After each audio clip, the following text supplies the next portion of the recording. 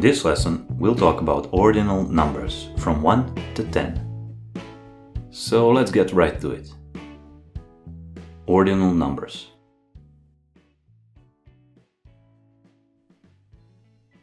Prvi, drugi, treći, četvrti, peti, šesti, sedmi, osmi, deveti, deseti.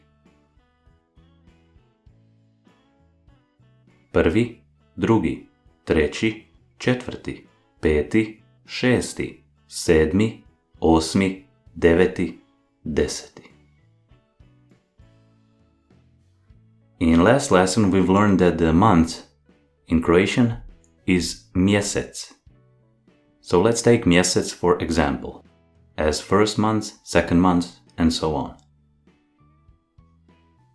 Prvi mjesec, drugi mjesec, treći mjesec, četvrti mjesec, peti mjesec, šesti mjesec, sedmi mjesec, osmi mjesec, deveti mjesec, deseti mjesec. Prvi mjesec, drugi mjesec, treći mjesec, četvrti mjesec, peti mjesec, šesti mjesec, sedmi mjesec, osmi mjesec, deveti mjesec, deseti mjesec. One last time.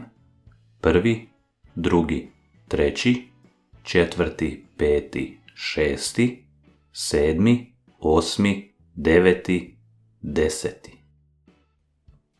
And as always, enjoy learning. Bok.